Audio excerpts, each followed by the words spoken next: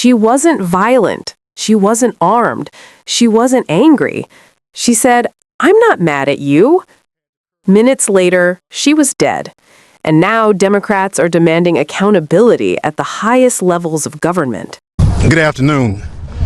Thank you for joining us today. 1 week ago, Renee Good had the courage to show up to support her neighbors and help her community withstand the unnecessary mass deployment of ICE officers and federal agents into Minneapolis. She was peaceful, she was well-intentioned, she was calm and friendly, telling the officers circling her, "I'm not mad at you."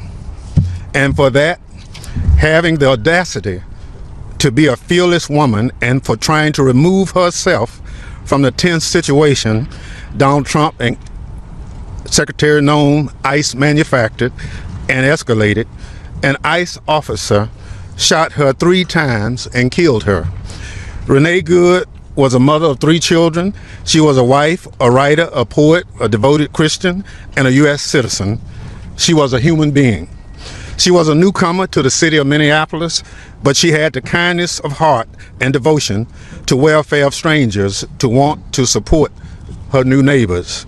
In the words of her wife, we honor Renee's memory by living her values, rejecting hate, and choosing compassion, turning away from fear and pursuing peace, refusing division and knowing what we must come together to build a world where we all can come home safe to the people we love, unquote. Our heartfelt condolences go out to her wife, children, family, friends, and neighbors. At this time, I ask my colleagues to join me in a moment of silence to honor the memory of Miss Good.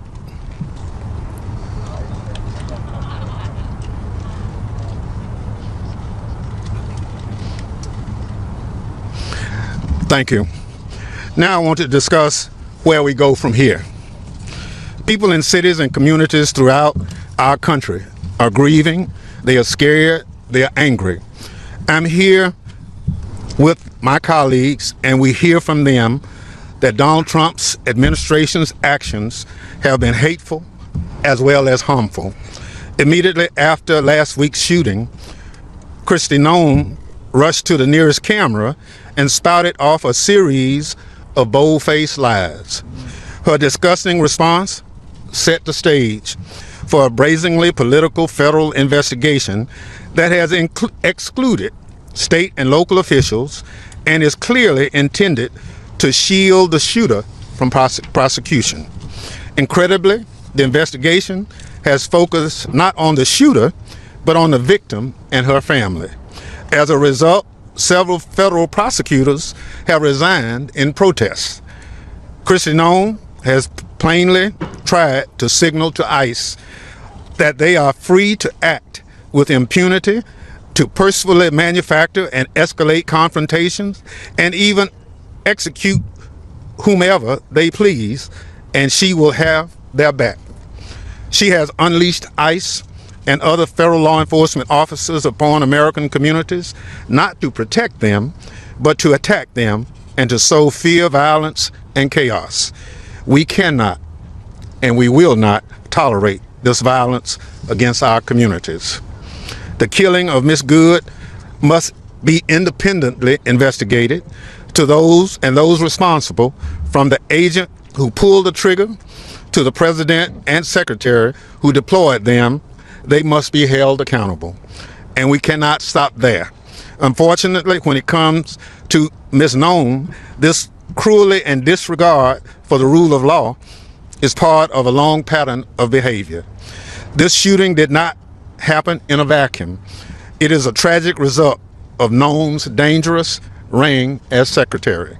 Since taking office, Noem has established a corrupt culture at the Department of Homeland Security. She and her political allies conduct themselves as though they are above the law. She has wantonly enriched herself and her associates at taxpayers' expense. She has openly defied court orders, undermining the constitutional rule of law.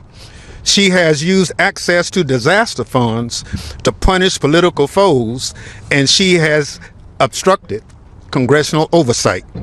She has directed the indiscriminate deportation of thousands of people without due process, most of whom have no criminal record, including U.S. citizens, children, some with serious illnesses against the wishes of their parents. In short, Kristi Noem has repeatedly abused her power and violated her oath of office. This is why today we are announcing we will begin a process of accountability for Secretary Noem. This is not a remedy, but we pursue it aggressively. As a scholar put it, a last-ditch mechanism to address offenses against constitutional democracy by a single individual that cannot adequately address those ordinary channels of government. So it's accountability. We'll start the process looking at. We're not sure where it will go, but we'll follow it wherever it leads. Her conduct has gravely endangered the security of the United States, its people, and its institutions of government. Kristi Noem must be held accountable. What Bennie Thompson lays out here is not just a condemnation of one shooting. It is an indictment of an entire governing philosophy that treats fear as a political weapon and human lives as collateral damage. Renee Good was not some abstract headline or statistic. She was a mother of 3, a wife, a poet, a woman of faith, a U.S. citizen who believed in showing up for her neighbors when federal power was descending on her city in a way that felt more like an occupation than law enforcement. That's the part that should shake every viewer. She wasn't confronting ICE. She wasn't threatening officers. She was calm, compassionate, and trying to remove herself from a tense situation that federal authorities themselves had manufactured. And yet, under Kristi Noem's Department of Homeland Security, that was enough for an ICE officer to fire 3 shots and end her life.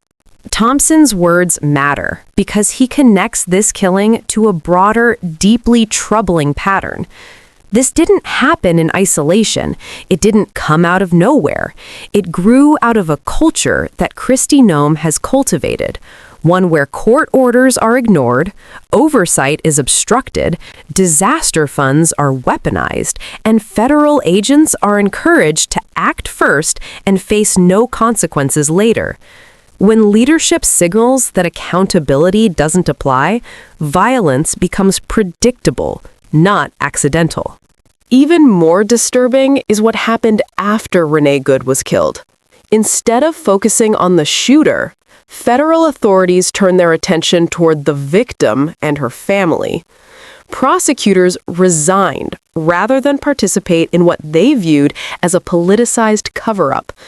That should alarm every American, regardless of party, because it suggests a system more interested in protecting power than pursuing truth.